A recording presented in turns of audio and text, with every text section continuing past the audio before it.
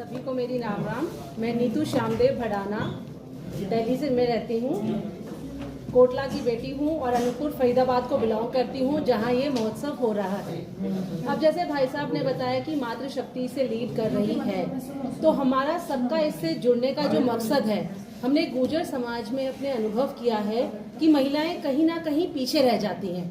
जैसे आपने भी देखा होगा, हर फंक्शन में पुरुषों की प्राथमिकता है, आगे आते हैं, हम महिलाएं पीछे रह जाती हैं। और ये एक सांस्कृतिक उत्सव जो ये अब हो रहा है, ये गुर्जर समाज में आज तक ना सोचा गया, ना किसी ने प्लान किया, ना इसे करने की कल्पना की।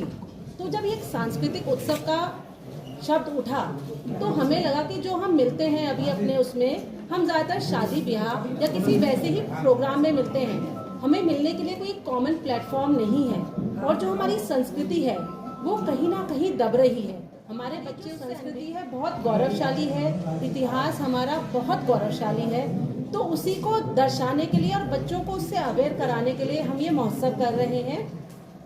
हम महिलाओं का इसमें आगे आने का कारण ये है कि अपनी संस्कृति को हम बहुत अच्छी तरह जानते हैं। जैसे भाई साहब ने प्रश्न किया कि महिलाओं के लिए क्या होगा, तो इस प्रोग्राम का मेन अट्रैक्शन ही हमारी महिला शक्ति है, जो गांव, गली, कस्बों से निकलकर अपनी पारंपरिक वेशभूषा में गीत गाती हुई, जैसे पुराने टाइम में आती थी, बिल्कुल उसी वेशभूषा में मेले तक पहुंचेंगी, घर घर से पहुंचेंगी और अपनी जो हमारी पूरी हिस्ट्री है या हमारा कल्चर है, उसे पूरे विश्व के सामने, मैं तो इसे कहूँगी पूरे इंटरनेशनल उस पे लेवल पे जाएगा कि गुर्जरों का ये कल्चर है और ये ऐसे रहते थे और अब ऐसे हैं।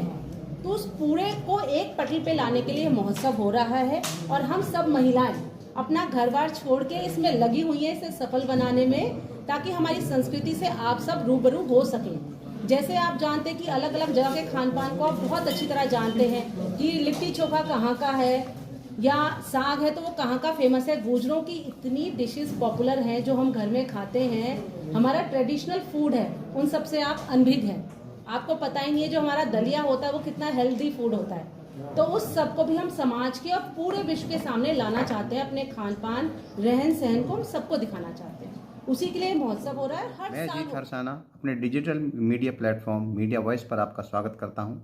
उम्मीद करता हूं आप सब स्वस्थ होंगे और प्रसन्न होंगे।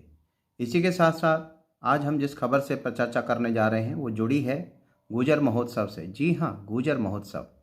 गुर्जर महोत्सव आयोजित किया जा रहा है गुर्जर आर्ट एंड कल्चर संस्था की तरफ से, जिसमें और भी कई संस्थाएं शामिल हैं और साथ ही साथ गुर्जर समाज के कुछ दिग्गज लोग भी इसमें शामिल हैं इसका आयोजन कराने में।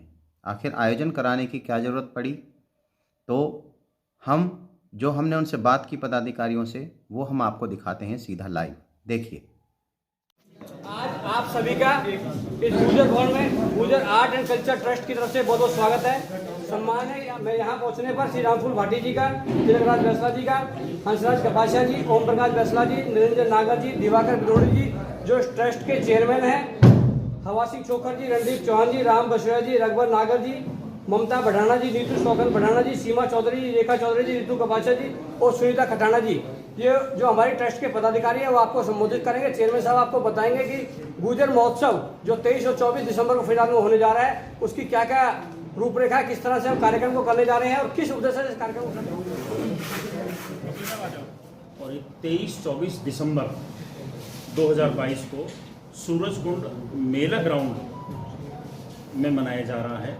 और इस गुर्जर महोत्सव में कश्मीर से लेकर कन्याकुमारी तक सभी गुर्जर जो किसी भी धर्म में हैं, तो उन सब की जो बहुत रिच कल्चर है हमारा, जो हमारी विरासत है, जो इतिहास है, उसको दिखाने का है। हमारे लोकगीत, लोक नृत्य, रागनी और हमारे जो कलाकारों की कलाकृतियाँ हैं उनको दिखाने का है। इस गुर्जर महोत्सव में 13 स्टेट के पंडाल बनाए जा रहे हैं, जिन 13 स्टेट में गुर्जर प्रमुखता से हैं, कश्मीर से लेकर और कर्नाटक तक, यहाँ 13 स्टेट होते हैं जिनमें गुर्जरों की अच्छी खासी तादाद है। उन सबके अलग से पंडाल बनाए जा रहे हैं। जो पेवेलियन है, उस पेवेलियन में हर स्टेट के गुर्जर का कैसा रहन सहन है, कैसा खान पान है, क्या वेशभूषा है, क्या उनकी परंपराएं हैं, वो सबको दिखाया जाना है। और वहाँ से जो कलाकार आ रहे हैं या जो पार्टिसिपेंट आ रहे हैं या हमारे जो वहाँ के इंटीरियर में गुर्जर, जो मोस्टली गुर्जर इंटीरियर में रहते हैं, उनकी अपनी जो कल्चर है, जो खान पान है, वो अपने वहाँ से जिस तरह से वो जीवन यापन करते हैं उसको भी दिखाने का है वहाँ पे। और एक विशेषता ये है इस कार्यक्रम की कि इस कार्यक्रम का जो आयोजन है वो Gurjar art and culture trust ने किया है, लेकिन इसका जो संचालन है, जो इसका काम, जो इसमें आगे बढ़ने का काम करना है, व्यवस्था करने का है सारा, वो हमारी समाज की मातृशक्ति ने रखा है। वो अग्रणी भूमिका में इसमें, अब आप यहाँ देख भी सकते हैं कि हमारी मातृशक्ति काफ़ी अच्छी संख्या में है। तो हम ये भी है कि अब हमारी जो मातृशक्ति है वो ऐसे सफल कार्यक्रम करके ये देश और दुनिया को हम दिखाना भी चाहते हैं कि हमारी मातृशक्ति की जो अब एजुकेशन में भी और इस तरह के इवेंट्स करने में भी कामयाब भूमिका निभा सकती है।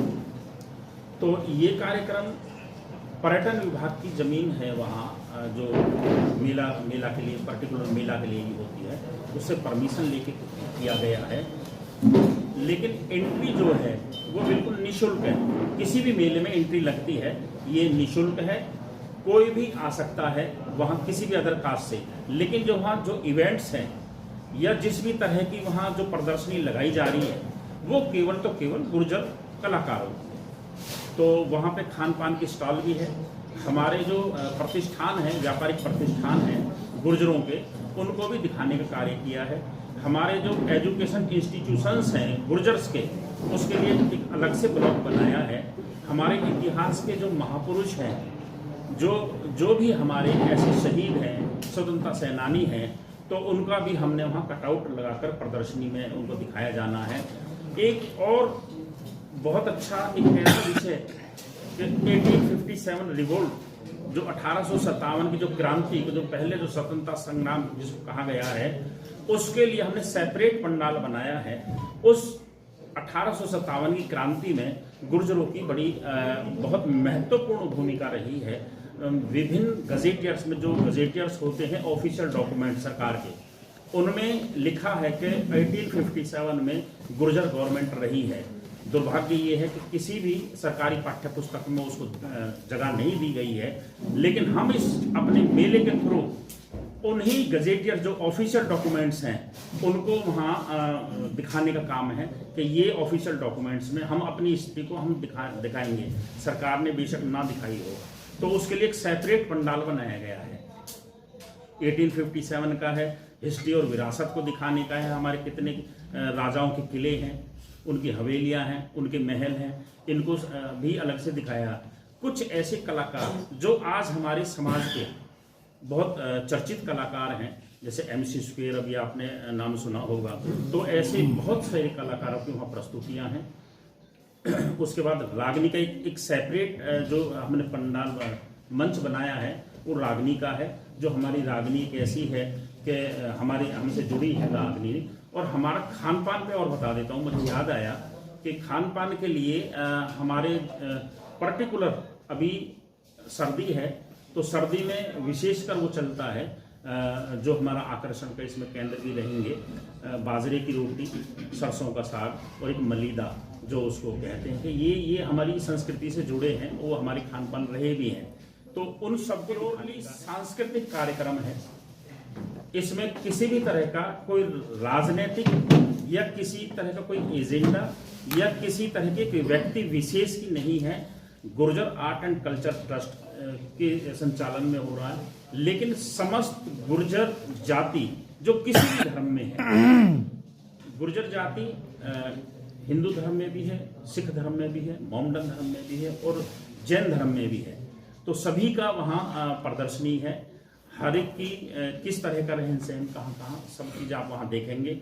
और आपसे सभी से मैं कहूँगा, आप सभी का निमंत्रण है और अपने बच्चों सहित आएँ। आप देखें कि गुर्जर की हिस्ट्री, गुर्जर की विरासत और हमारी संस्कृति आपको वहाँ देखें, क्योंकि जो आपने अनछुए या अनसुने ऐसे वाकया होंगे जो आपने कभी पाठ्य पुस्तकों में नहीं पढ़े होंगे, और हमारे वो महापुरुष जिनको आप कह सकते हैं कि पहला शख्स इस जाति में पैदा हुआ है, तो वो आपको वहाँ देखने को मिलेगा। ये आपको हम थोड़ा सा वहीं पे बताएंगे। सर, एक प्रश्न मेरा ये है कि ये उत्सव की जो प्रेरणा है ये कहाँ से जनरेट हुई, और इसके अलावा आगे आपका भविष्य में क्या प्रोग्राम है इस तरह के उत्सव करने का? सर बहुत बढ़िया सर, बेहतर है। आपने देखा होगा, शायद आप बहुत सारे पत्रकार गए होंगे, चोखी ढानी जो राजस्थान में है वहाँ सेम कार्यक्रम होता है। मैं पीतमपुरा में, हमारे एक जैन समाज है, मेरे बड़े अच्छे मित्र हैं, मैं उनसे मिलने गया तो उन्होंने मुझे कहा कि भाई यार आप इस तरफ आ जाइए। मैं गया जब उनसे मिलने तो एक बहुत बेहतरीन पीतमपुरा में मंदिर में उन्होंने कार्यक्रम कर रखा था, सेम यही। तो हमें लगा यार हम भी बहुत अच्छा कर सकते हैं इसको, बहुत अच्छा। फिर हमने आपस में बैठ के जगह तय की। पहले हम ये प्रगति मैदान को हमने सेलेक्ट किया, लेकिन हमें लगा कि प्रगति मैदान की जो जगह है वो हमें इतनी ज़्यादा सूट नहीं करती, क्योंकि ये जो सूरजकुंड की जगह है ये हमें ज़्यादा सूट करती है, क्योंकि नोएडा से भी, हमारे फरीदाबाद से, गुड़गांव से, और हमारे यहाँ का बिल्कुल सेंटर पॉइंट है, और ये जगह भी ज़्यादा बड़ी है यहाँ पे। तो भविष्य में दोबारा आयोजन कब करने का फिर इसका रहेगा? प्रतिवर्ष, और इससे अच्छे भव्य होता जाएगा, बेहतरीन करने की। अभी तो पहली बार तो इसमें बहुत सारी कहानियाँ होंगी, हमें अनुभवी नहीं है, आप जैसे अनुभवी लोग हमें बताएंगे, तो इसमें धीरे धीरे इसमें और जैसे भाई साहब ने कहा गांव से कैसे निकलेंगी, ये भी हमारे पास आया। गांव में जब हमने मीटिंग्स की है तो गांव वालों ने हमें पूरा आश्वस्त किया है कि जी हम बस एक खड़ी कर देंगे अपने तरफ से, आपको करने की व्यवस्था करने की जरूरत नहीं है। हर गांव से बस खड़ी होगी, उसमें हमारी सारे जिसको भी आना है गांव से वो आए, गीत गाते हुए, जैसे मेले में गाते बजाते चलते हैं, आएंगे, देखेंगे, पारंपरिक बिल्कुल, और पूरा दिन चलेंगे। ये गीत एक टाइम पे नहीं होंगे, हमारे जिस भी जन्म के टाइम पे, या हमारे जो मेन गीत होते हैं, जन्म या भात लिया जाता है, या हमारे यहाँ पूजा होती है, कोई किसी का वेलकम किया जाता है, वो गीत जो आपने कभी नहीं सुने, बहुत मीठे और मधुर गीत, वो सब आपको वहाँ देखने को मिलेंगे। और सारी महिलाएं सब जानती हैं उन गीतों को, तो जितनी गांव से भी महिलाएं आएंगी वो उनके साथ बैठ के वहाँ पूरा दिन गुनगुनाएंगी, और एक खुशी, उनको एक तरह से आज़ादी की। आज के टाइम में आवश्यकता है अपने बच्चों को उनका जो भी इतिहास है उसको बताने की। आजकल बच्चे बहुत टेक्नो सेवी हो गए हैं, वो फोन में है, दूसरों का इन्फ्लुएंस ले रहे हैं, लेकिन उनको अपनी संस्कृति की जानकारी नहीं है। तो ये हमारे समाज के लिए हमें आवश्यकता लगी, और सभी समाज में ज़रूरी भी है आज के टाइम में अपने बच्चों को उनकी रूट से जोड़ करके रखें। बच्चे बहक रहे हैं, बच्चों को जानकारी कहाँ से मिलेगी? ऐसे आयोजन नहीं होंगे तो ना उनको इतिहास का पता चलेगा और ना उनको भविष्य में क्या करना है उसका पता चलेगा। तो इसको लेकर के आने वाली पीढ़ी को पुरानी बातें हमें बतानी है, पुराने लोगों की जानकारी देनी है, तो ये आयोजन किया जा रहा है। और रही बात इसमें मनोरंजन, बिना मनोरंजन के आप बच्चों को या बड़ों को या किसी को भी बहुत देर कहीं स्टेबल नहीं कर सकते। तो संस्कृति और जो आज का कहीं ना कहीं जनरेशन जहाँ जा रही है उनके जुड़ाव के लिए एक आयोजन जो कि मनोरंजन से रिलेट करके रखा गया है 2 दिन के लिए। बच्चे उसमें आए, समझें अपने आप को भी, अपने परिवारों को भी, अपनी संस्कृति को भी। एक प्रश्न है मेरा, ये सारी चीज़ें, ये सब बातें, ये अलग टॉपिक है, ये चीज़ें डिरेल हो गई। जो आपका मकसद है इसको करने का जो मकसद है, आप एक बात सर ने बोली कि सारे जितने भी धर्मों में गुर्जर है सबको बुलाया जाएगा। तो क्या ये संभव है कि जो अलग अलग धर्म जो अब वो उनको मान चुके, उनको फॉलो कर रहे हैं, वो हमारे कल्चर से जुड़ना चाहेंगे? जानना चाहते हैं, इंटरेस्ट लेना चाहते हैं। बहुत सारे बच्चे ऐसे हैं, बहुत सारे परिवार ऐसे हैं जो कई पीढ़ियों से बाहर निकल गए हैं, जानना तो चाहते हैं,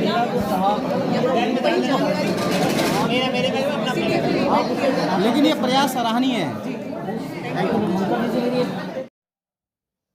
तो आपने सुनी सभी बातें, विस्तार पूर्वक बताया गया कि जो है सूरजकुंड में होने वाला है आयोजन 23 और 24 दिसंबर को गुर्जर महोत्सव का। और इस महोत्सव का उद्देश्य जो बताया गया वो ये रहा कि सांस्कृतिक तौर पर जो विरासत है गुर्जरों की, प्राचीन समय से लेकर और संग्राम यानी अंग्रेज़ों की गुलामी के समय से लेकर और आज़ादी के बाद कैसे कैसे कहाँ कहाँ विस्थापित हुए गुर्जर, कहाँ कहाँ बसे हैं, अमूमन ज़्यादातर जो संख्या बताई गई वो 13 राज्यों में बताई गई और उसके अलावा 13 राज्यों में अलग अलग बटे होने के कारण अलग अलग जगह के हिसाब से भौगोलिक स्थिति और वहाँ के परिवेश के हिसाब से संस्कृतियों में जो थोड़ा बहुत अंतर है या जो संस्कृतियाँ समेटे हुए है ये गुर्जर समाज, वो यहाँ पर दिखाने की कोशिश की गई है ताकि ये बताया जा सके कि गुर्जर विस्तृत रूप से जितना भी फैला हुआ है वो सारा अपने अंदर क्या संस्कृति और क्या विरासत लपेटे हुए है। तो सांस्कृतिक कार्यक्रम ये गुर्जर समाज की तरफ से आयोजित किया जा रहा है और इसमें संस्था की तरफ से अपील है कि ज़्यादा से ज़्यादा आप सभी लोग इस मेले में शिरकत करें और यहाँ भाग लें ताकि आपको भी जानकारी मिले गुर्जर समाज की विरासत, छुपी हुई वो बातें जो शायद अभी तक हम और आपसे अनजान थीं। इसके साथ साथ मीडिया वॉइस के माध्यम से मैं अजीत हरसाना और मेरी टीम हम भी आप सबसे अपील करते हैं कि आप ज़रूर आएँ। बहुत सारी सुविधाओं के साथ साथ आपको यहाँ किसी प्रकार की परेशानी नहीं होगी और गुर्जर मेले का आप आनंद लें और गुर्जर महोत्सव में आप भाग लें ताकि आप भी जानें कि गुर्जर संस्कृति असल में है क्या और क्यों आज इतना विस्तार होने के बाद, इतना दूर दूर तक फैलने के बाद भी गुर्जर समाज एक अपनी अलग खास पहचान लिए हुए है। उस पहचान की जड़ में हकीकत क्या है, वो सबसे जानकारी आपकी तभी होगी जब आप मेले में आएंगे। तो आप मेले में ज़रूर पहुँचें और आपको मेला कैसा लगता है उसके बारे में भी हमें ज़रूर बतलाइएगा और फिर हम आपसे मिलेंगे मेले में, वहीं गुर्जर महोत्सव के मेले में 23-24 दिसंबर को आपका स्वागत है। आप ज़रूर आइएगा। इसी के साथ मैं अजीत हरसाना मीडिया वॉइस से धन्यवाद।